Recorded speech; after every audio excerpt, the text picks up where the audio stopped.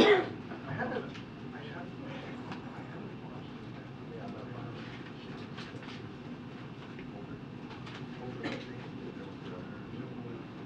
it could be.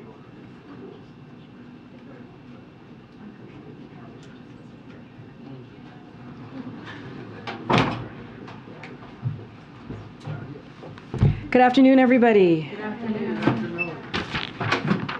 And welcome back to those who traveled abroad with us. Good to see everyone. Okay, I just have a few things at the top before we get started.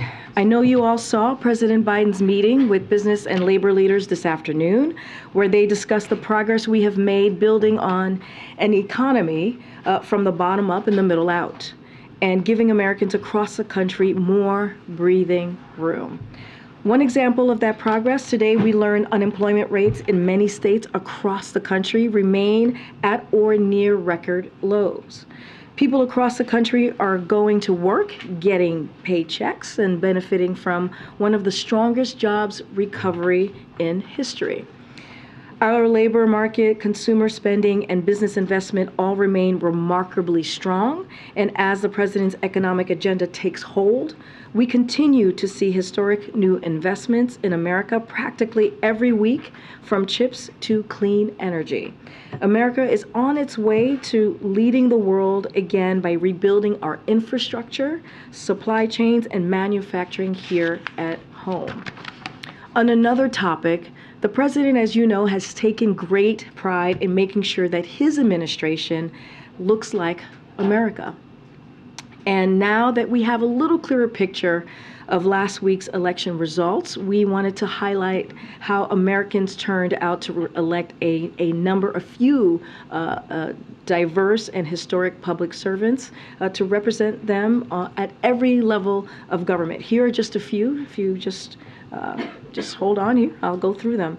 First, a record number of female governors were elected in this year's midterms. Maura Healey from Massachusetts and Tina Kotek of Oregon were elected the nation's first openly lesbian governors. Wes Moore will be the first black governor of Maryland.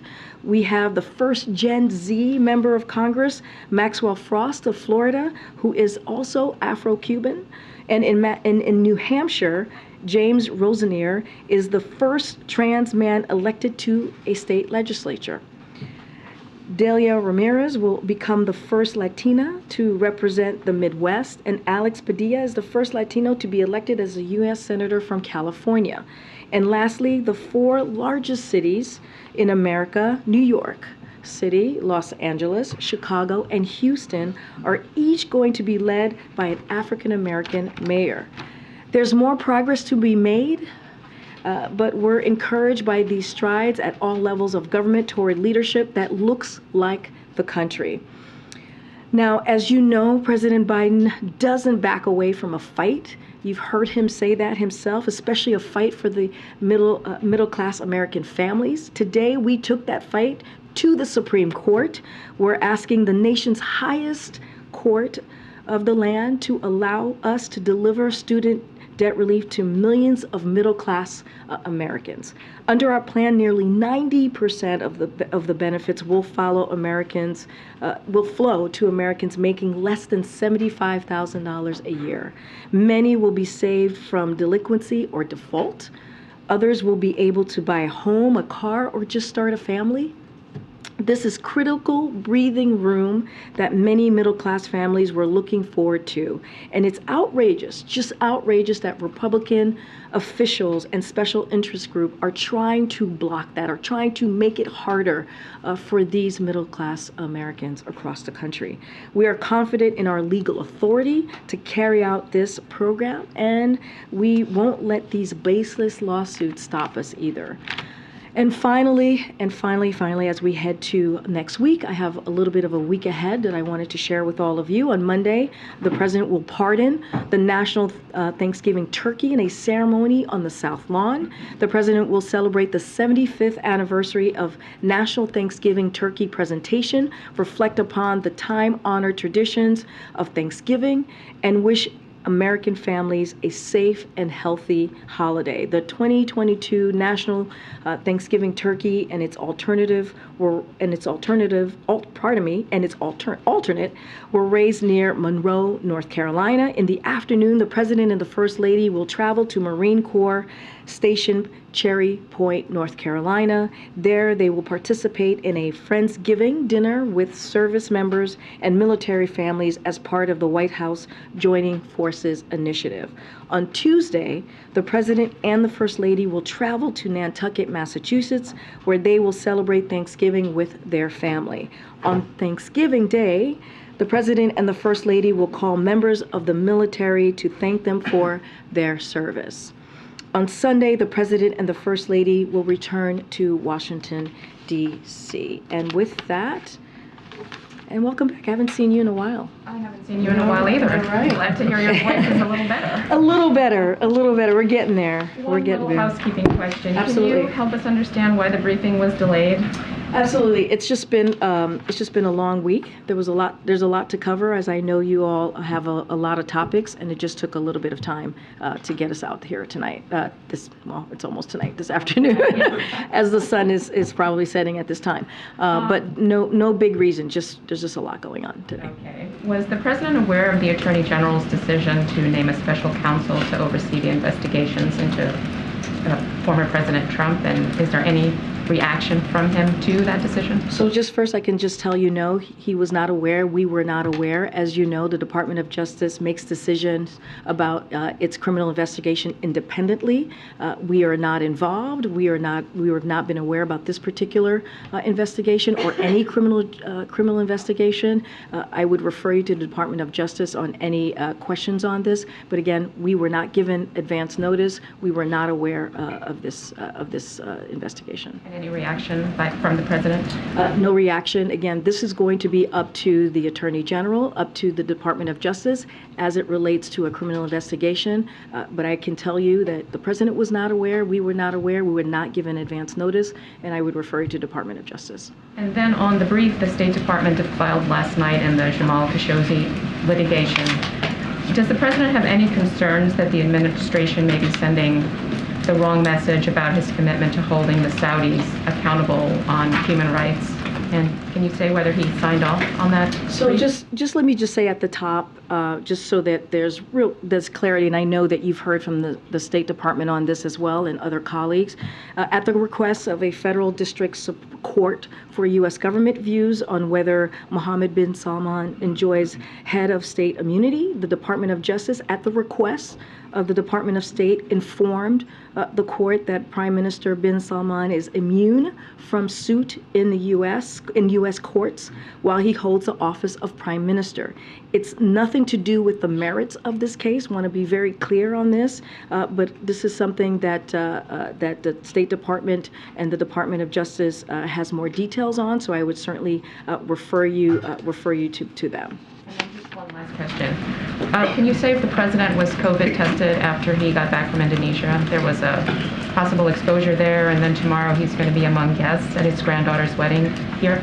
No, it's a good question. I can tell you that he was not a close contact. If you're speaking about John Kerry, he was not a close contact. I can tell you that. I was not able to have an opportunity. It's just been a busy day to check in on when he was last tested, but certainly we will check in on that. Thank you. And just to press this again, though, was the President at all involved in the State Department's decision regarding MBS and this Khashoggi case? Was he consulted by State Department officials, Secretary of State, National Security Advisor, anybody else? Was he asked to weigh in? So look, again, this is immunity determination is a legal one. That's what I was laying out earlier. The United States consistently has afforded head of state immunity to heads of government, such as prime ministers, consistent with customary and institutional law. U.S. practice on this issue is longstanding and consistent, including a number of head of state immunity cases from the past 4 administrations. And the example is President Aristide. This was of Haiti in 1993. President of Zimbabwe, the president of Zimbabwe at the time in 2001. Prime Minister Modi, India, as we all know, in 2014. And the State Department and DOJ will have more information for you on these particular pieces. I'm not aware. I'm just going to answer that. I'm not aware of any conversations providing advance notice, and so I can just say that I am not aware of any of any advance notice to this particular issue. Okay, two tech-related ones.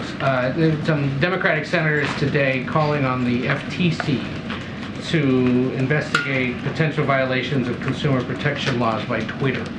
Curious if the White House agrees that perhaps that agency should do that, or has any other comment on the ongoing calamity at that platform. So, look, as you know, the FTC is an independent agency, not going to comment on any actions that they may or may not be taking. Again, not going to comment. They're independent. I'm going to leave it there. Does the White House plan to continue using the platform amid the uncertainty about its future?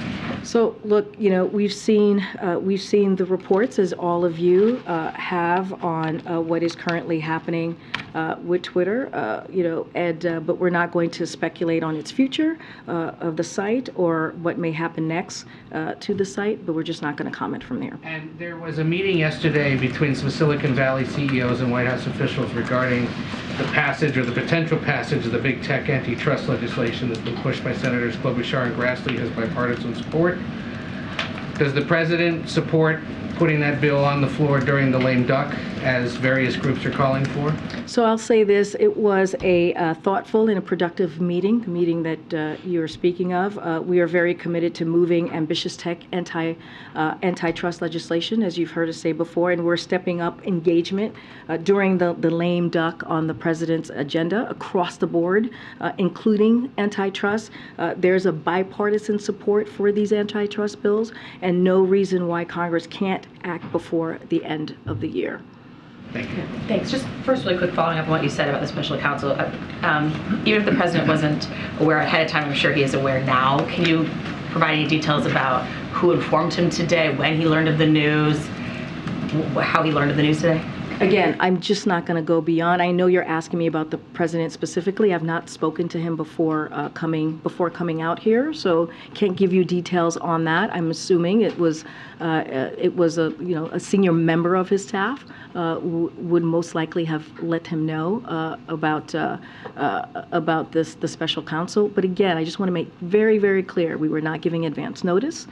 This is the Department of Justice makes their own decision when it relates to criminal investigation. We were not involved, and so just want to make that very clear. And not going to say more about this particular case from here. I would refer you to the Department of Justice. And I wanted to ask you about what you said at the top about the administration reaching out to the Supreme Court to intervene on student loans. Should Americans at this point be prepared for the reality that the student loan forgiveness might be entirely blocked, or should, at the very least, should they prepare for the reality that it's not likely they're going to get relief by January 1st? So look, we are confident in our legal authority to carry out this program. We're taking this fight to the Supreme Court so that borrowers can quickly, we believe, by doing this, by taking it to the largest court of the land, that it helps us get clarity in a quicker way and relief to those who truly deserve it, who really need a little bit of breathing room. So no matter how hard, again, this is what we're seeing here is what Republican officials are trying to do. They're trying to block a plan that's going to give relief to middle-class Americans across the country. We're going to continue to fight, as I just said at the top. The president is never afraid to get into a fight, especially when it comes to the American people. We are taking this step because we want to get to a quicker clarity on this, and we're going to continue to fight. It's the holidays. I mean, millions of people are trying to figure out their budgeting right now. Should there be an extension extension of the moratorium? Has there been a decision on that? Or what would your advice be to a borrower that's not sure what's going to happen? And that's why we're calling out Republican officials. You're exactly right. Millions of Americans are trying to figure out their budget. Millions of Americans are sitting around the kitchen table trying to figure out how are they going to pay for critical items that matter to their family. This is why the president actually took the step to give relief to the American people. Look, we're examining, to your question about the potential pause, we're examining all options to provide middle-class families a little extra breathing room, as you hear the president say, as they continue to recover from the pandemic. But it's clear, we are confident in our legal authority to provide relief to student borrowers, and the president won't stop fighting for them. Again, we are just not going to walk away from it. This is why we're taking this to the Supreme Court. I can just ask one more about this weekend.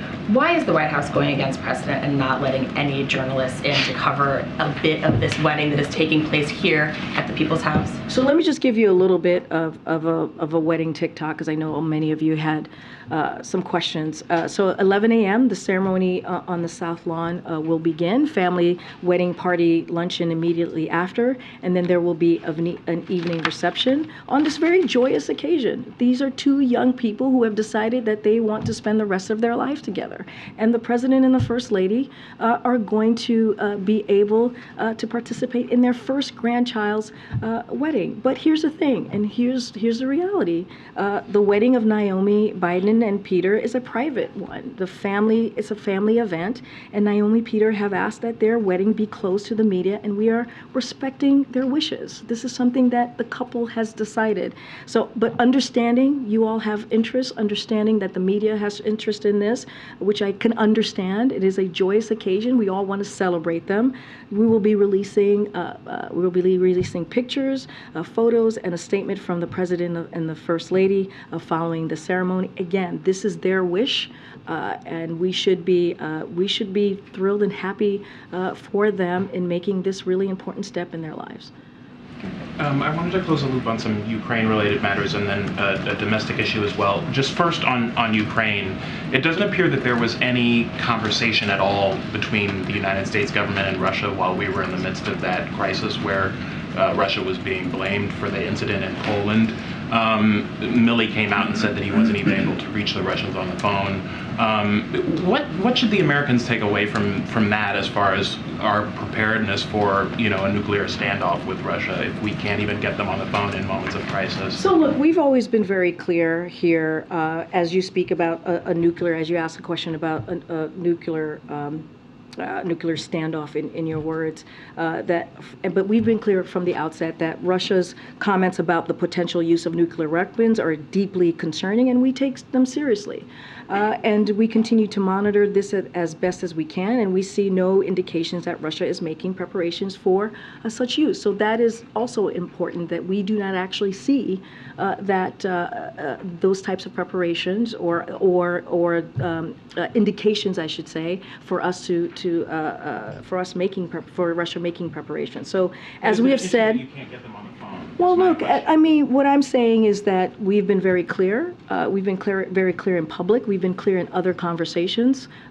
You've heard Jake Sullivan said that he's been in touch in the past with his counterpart about this particular issue. We've been very clear. We're not going to lay out in public what those conversations were, but we've been very clear that this would be catastrophic, and there would be consequences. The president has made clear over and over again on this particular issue. But I think what you should take, honestly, from what you saw that morning, overnight, as you all know, there was an explosion in Poland. What you saw this president do is bring leaders from 11 countries to hold a meeting. He did that in about 55 minutes. He brought leaders.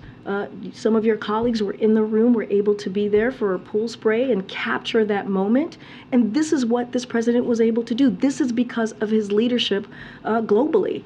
And you saw him do that at G20.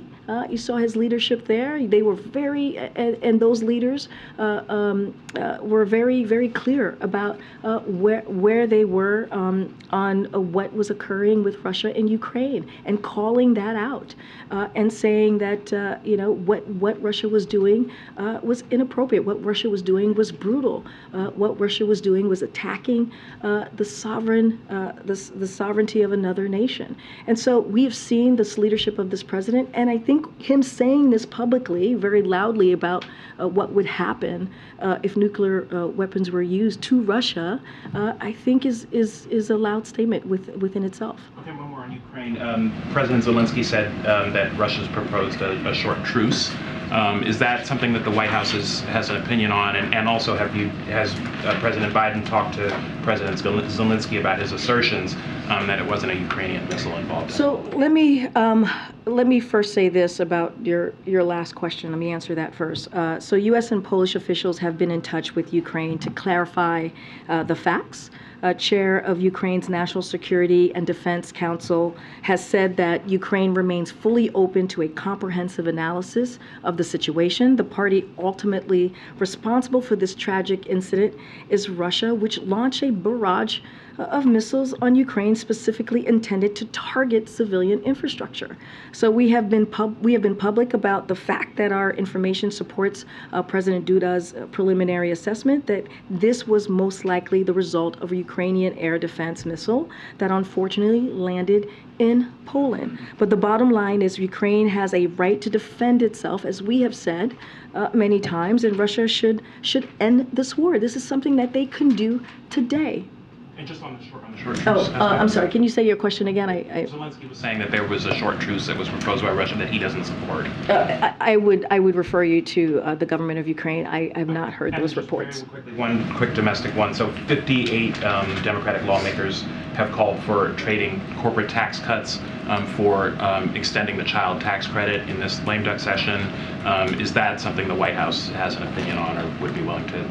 So, look, as you know, the president strongly believes that any bill that cuts taxes for a big corporation must also cut taxes for working families, working American families, and working American families with children.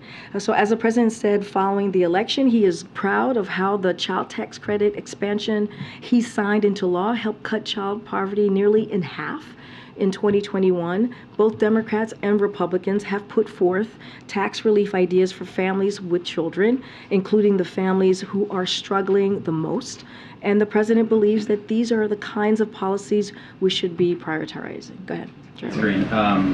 First of all, on the appointment of the special counsel today, former President Trump reacted to this news in an interview, calling this the, quote, worst politicization of justice. He said that this was an unfair and political decision. I'm wondering if you have a response to that. Look, I will say this, and I've said this many times before, we do not politicize the Department of Justice. That is something that the president said during the campaign. That is something that the president said in his early days of being in the White House, and that continues to be true. We were not involved in this particular issue. We are not involved, and let me just say that more broadly, we're not involved in criminal investigations that are done independently by the Department of Justice. We were not given advance notice. Again, I would refer you to Department of Justice on any questions on this, but this is not an administration that the president has been very clear that will politicize the Department of Justice. And then on the MBS immunity issue, the administration was invited by the court to make a filing in this case, but it was not required to do so. So why not let the court make its own determination as it relates to MBS's immunity, particularly at a time when you're supposedly reevaluating the relationship with Saudi Arabia? So look again. It's a federal court requested the government's legal position, so the Department of Justice provided it. That is what occurred, and that is what happened. It was not required, is the I would refer you to the State Department on any other specifics. This is what I'm laying out to you: is that a federal court requested the government's legal position, so the Department of Justice provided it. The immunity determination is made based on longstanding and well-established principle of common law. law, including customary international law. The United States has consistently and across administrations applied these principles to heads of state, heads of government, and foreign ministries while they are in office. The immunity flows directly from MBS's role as prime minister in the Saudi government, which he was appointed to in September. Again, I would refer you to the Department of State on any further questions. One last question. The top Republican on the House Oversight Committee, Congressman Comer, has said that he's investigating the president's involvement in his son Hunter's foreign business dealings. Looking for your reaction to that, and then on the merits of the allegations, can you address whether the president was involved in any of his son Hunter or his brother's foreign business dealings? So look, there's a little bit of interesting, kind of on-brand thinking here because.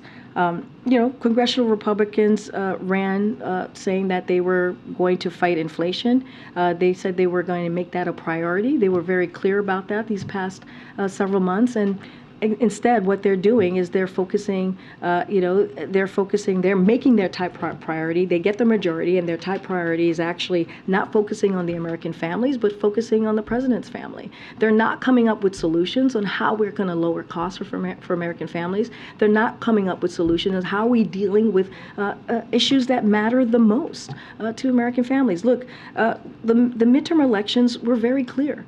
They were very clear where Americans said they wanted us to deal with real issues.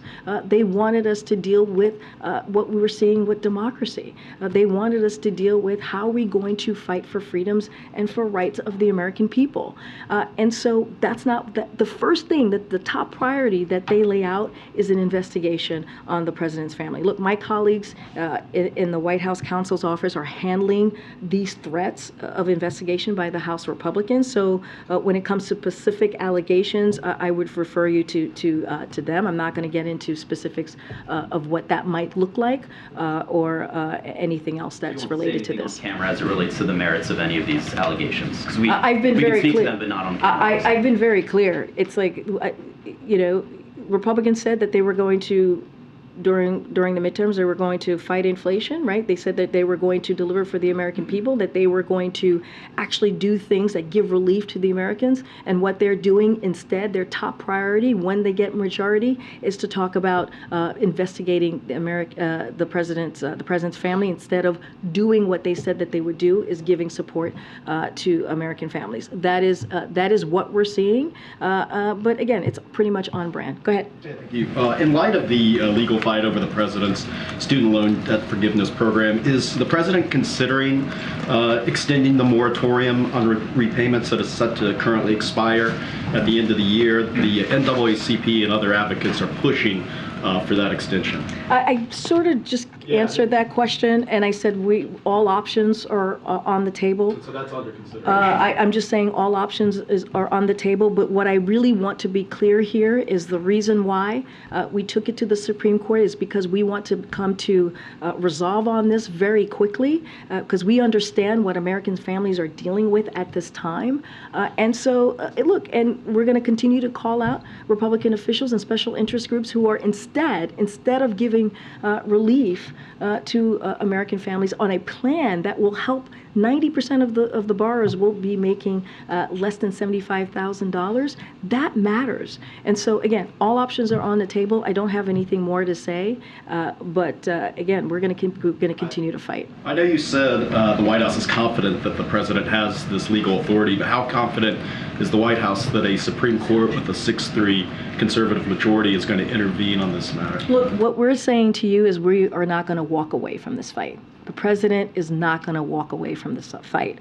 We feel pretty confident in our legal authority to provide relief to these student borrowers, and so that is what you're seeing from us. You're seeing a fight from this administration for a plan that's going to help tens of millions of people. As you know, 26 million people, borrowers, already went to the website and filled out those applications. And so that tells you that this is a popular plan that matters to American people across the country. And lastly, on a lighter note, the president turns 80 years old on Sunday. How will he be celebrating that moment?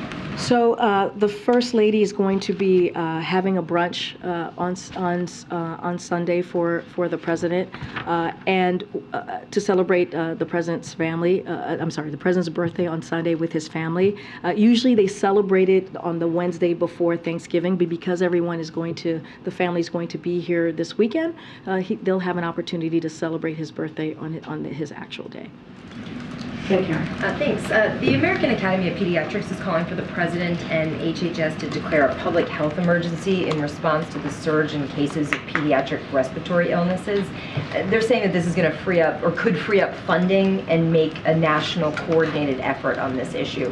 Is this something the administration is considering? So when it comes to public health emergencies, as you know, we've mentioned this before on different occasions for different issues. That declaration that comes from HHS. So the HHS secretary would determine the public health emergency. That is the case still here with the issues that you just laid out. But I do want to take a step back and talk about some of the sicknesses we're seeing right now. I'd like to make a few points because I think it's important. First, on COVID vaccinations, we're seeing some encouraging numbers on vaccinations. Last week, we saw the most vaccinations in a week since January 2022. And this week, we saw another high number of vaccinations. At the same time, we need to continue to drive urgency around getting your updated COVID vaccine. It's our best protection for the winter. So for Americans who are watching right now, it is important. If you haven't yet, please do get your new vaccination, especially as you go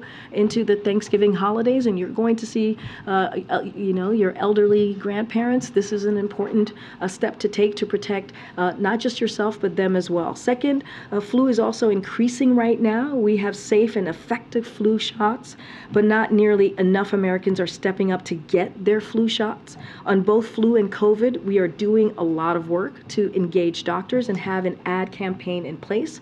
But this is another critical tool we must all encourage ahead of winter. Get your flu shots, folks, please. It's very important. Look, vaccines are our best tool for both of these issues when we're talking about the flu, when we're talking about COVID, and we'll all need to encourage folks to get the protection right now, today. It is important to do so. You can even get them together if you wish. You can get both shots in both arms. Go do it, please. And lastly, I want to note that HHS has been abundantly clear that it can provide resources to jurisdictions as requested. Already they are hosting town halls to hear about any needs, and CDC is doing extensive work with doctors just across the country. But again, folks need to make sure they get their vaccinations. Go ahead. Thank you so much. I want to try again on MBS and just ask you to respond to his fiance who said of this decision to grant immunity to the Saudi Crown Prince, quote, Jamal died again today. She said, we thought maybe there would be a light to justice from the USA, but again, money came first. What's your reaction? Let me just first say that the president's feelings about what happened to Jamal Khashoggi, are very well known. And as we have said, he brought up the issue. He brought up Khashoggi during when he met with the Prime Minister, as you know, this summer. So he's been very clear. He's been very clear about that over the past several years. So as it comes to this case, the immunity determination, again, is a legal one. It's nothing to do with the merits of this case. I want to say that again. It is nothing to do with the merits of this case. I would not read anything into this filing when it comes to the future of this relationship. We've been very clear about that from here. The president has been very clear. And I just want to reiterate a couple of things here. We announced a series of actions last year in response to the killing, as you all know. We froze offensive arms sales, released the IC's Khashoggi report. We imposed visa bans on nearly 80 Saudi officials. We sanctioned Saudi officials and entities, including the Royal Court's Rapid Intervention Force. And we are working with Congress to more broadly reevaluate the relationship, which is something that we have done, meaning we do this in a bipartisan way, which is important as we reevaluate the relationship, because it's something that we have done the past 80 years. And what is your message to them? to his ex-fiancée. What do you, and I understand you're laying that out, but what do you think the president would say to her directly to what she said? I would say, look, our hearts go out to her. We understand she lost someone that she loved very dearly. We totally get that and understand. This was a legal determination. The immunity is a legal one, as I just stated. It has nothing to do with the merits of the case. Want to be very clear about that, and wouldn't read anything into the filing when it comes to the future of the relationship, which I have said we are evaluating, which you've heard from the president and which you've heard from Jake Sullivan and others in the National Security Council. And to that point, and you referenced the trip, in the wake of that trip, you were asked if the president still believes that Saudi Arabia is a pariah. At the time, you said his comments stand, and I wonder if that's still the case today in the wake of this decision. His comments stand. I'm just not going to go beyond what the president has said in the past. Try one more on the White House wedding. And as I'm filing on this wedding and previewing it for folks, I'm looking at all of this video and images that we have of Tricia Nixon's wedding, Alice Roosevelt Longworth's wedding, the Johnson family's wedding, and the historic record that now exists because the press was let in and able to get a glimpse of it. Why not just let the press in for a few minutes to have access? And again, this is a wedding that's happening here at the People's House, not at a private residence. Yes. I totally understand. It's happening at the People's House. It's a beautiful moment. It's a joyous moment between this two young couple who have decided, it is their decision. They have decided to make this wedding private. It is a family event. And we are going to respect Naomi and Peter's wishes. This is going to be, the wedding of the First Lady and the President's first grandchild, and these are their wishes. They want it to be private, and we're going to respect their wishes. We are going to provide a photo and a statement from the President and the First Lady after the wedding, and again, these are their wishes, and we're going to respect that. Go ahead. Thanks. Karine, Russia says it's working with the U.S. on a potential prisoner swap. Can you comment on where this stands? Could this lead to the release of Brittany Griner? Yeah, I've heard these reportings. Let me just say something at the top, because there's also been reporting about the location of Brittany Griner, so just want to get this on the record. So we're in frequent contact with Brittany Griner's team, and are aware that they were able to visit her earlier this week at IK2 in Mordovia. The administration continues to work tirelessly to secure her release. As I said, when we first learned she was moved, the president has directed the administration to prevail on her Russian captors to improve her treatment and the conditions she may be forced to endure. The U.S. government is ready to resolve the wrongful detentions of American citizens in Russia. We have made an offer, have continued to follow up on that offer, and propose alternative potential ways forward with Russians through all available channels. We hope Russia is ready to negotiate in good faith. And you've heard us say this before. The Russian government's actions have contradicted what they have said publicly. Over the last several months, they have failed to seriously negotiate through the established channel or any other channel, and that's what we're going to see. On the prisoner swap, your specific question, we're not going to comment on specifics of any proposals other than to say that we have made a substantial offer and that the Russian Federation has consistently again failed to negotiate in good faith. And you've heard us say that before. They need to negotiate in good faith, but not going to get into specifics of the negotiations. Also, Karine, following the issues surrounding Taylor Swift ticket sales this week, some Democratic lawmakers have been calling for more scrutiny over Ticketmaster and Live Nation, questioning whether that merger should continue. Does the White House think that there needs to be more scrutiny over Ticketmaster? And there's some reports that DOJ is investigating Live Nation. Are you aware of this? So, I would refer you to the Department of Justice on any investigation. I'm just not going to comment on any potential investigation from here, on enforcement matter from here. We respect their independence, as we have said many times from here. As a matter of just economic policy across industries, the president has been very clear. He's been crystal clear on this, and I quote, "Capitalism without competition isn't capitalism, it's exploitation."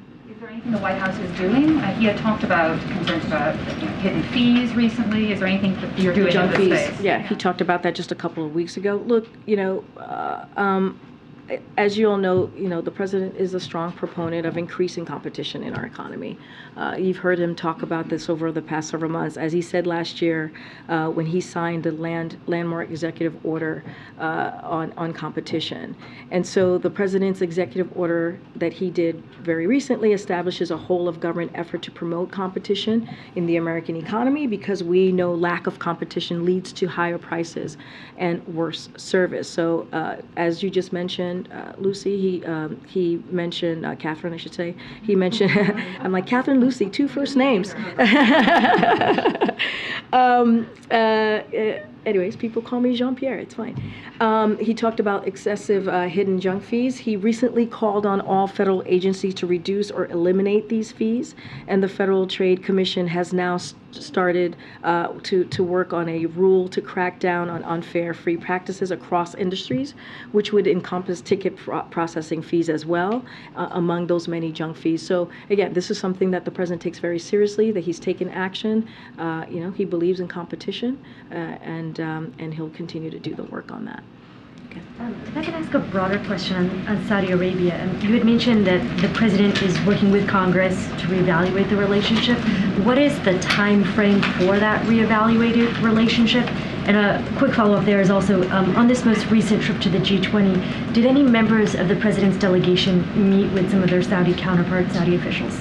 Yeah, let me take your first question first. So following the OPEC Plus decision, as you said, the president directed his team to reevaluate the relationship with Saudi Arabia. That's what we're doing. And so in consultation with both parties in Congress, longstanding U.S. allies, partners in the region, and with the Saudis, there have already been consequences. I should say Congress has frozen all arms sales.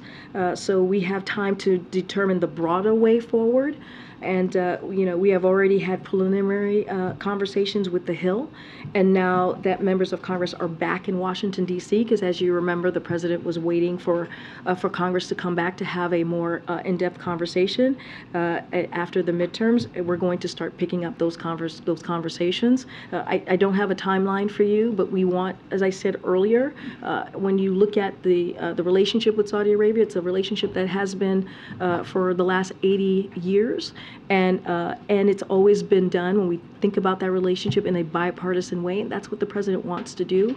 Again, we've had initial conversation with Congress. There has been some consequences, as I just laid out, and now that Congress is back, we'll continue to have those. We'll have those conversations a little bit more in depth, and we'll let you know when those decisions have been made. And then on the G20 trip, were there meetings with the president's delegation and Saudi officials? That's a good question. I would have to check with our national security team. I don't have any insight on that at this point. One follow-up on a domestic question here. Is the president intending to travel to Georgia to campaign for Senator Warnock? Yeah, so I want to be careful because that runoff election is covered under the Hatch Act, so I want to be really careful on how I answer this. But what I can say to you, the president wants to be as helpful as he can to Senator Warnock, and I will leave it there. Don't have anything to announce as far as any trip or plans to travel to Georgia, but again, the president wants to be as helpful as he can be.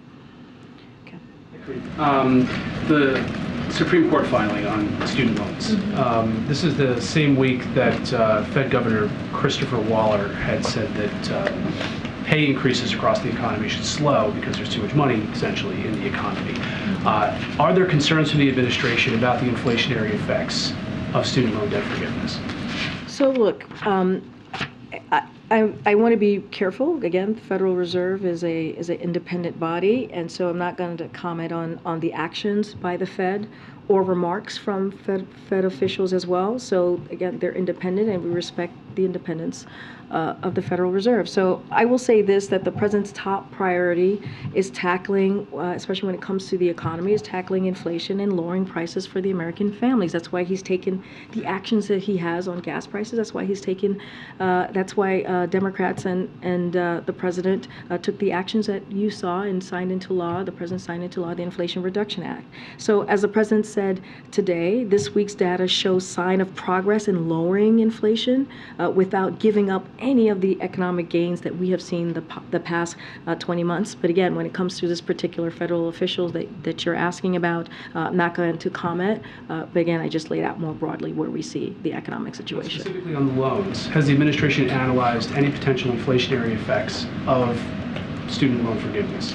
Again, by making those comments is kind of connected to what the federal officials. Okay, full-blown stop, Okay. Nothing to do with the Fed. Well, that's the way you asked the question, so that's the way I was answering the question. Has the administration analyzed any potential inflationary effects of student loan forgiveness, the plan that the administration has enacted? It's a good question that you're asking, but look, the president has always, I don't have any data to share with you on that particular question, but the president has been very clear. He wants to make sure that he's lowering cost for the American people. He feels that the student debt relief, especially as we were talking about lifting the pause at the end of this year, he wanted to make sure that he was giving those families, those American middle-class families, a little bit of a breathing room, especially as they're dealing with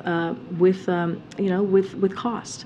And so it was a campaign promise that he had made and that he wanted to keep. But more importantly, he knows that this is going to help tens of millions of Americans across the country, up to 40 million people. And again, this is going to give an opportunity to an American family, a middle-class family across the country, to start a family, to buy a house, and that matters. When you see a number of 26 million people who went to the website to sign up, that tells you how important this plan is. And finally, does the former president's announcement this week have any bearing on the current president's calculation in his decision as to whether he's going to run again? So again, Hatch Act, going to be very careful. You're asking me about an election that's coming up in 2024. The president has been very clear that he intends to run, and so I'm going to leave it there. Ray, can I follow up on the student debt question? Is that all right? Oh, I'm going to take one last question. Go ahead, because I've answered the student debt question multiple times today. But go ahead. Go ahead. I'm going to take your question. How was the meeting between President Biden and Prime Minister Modi of India in Bali? As you know, it was we had a successful G20 leaders summit and a strong leaders declaration. As you know, I know you follow this very closely. President Biden spoke with the Prime Minister and Indonesian President on the margins of the summit, and we issued a readout of their trilateral meeting. India played an essential role in negotiating the summit's declaration. Prime Minister Modi made clear today's era must not be of war. And that's a direct quote from the president.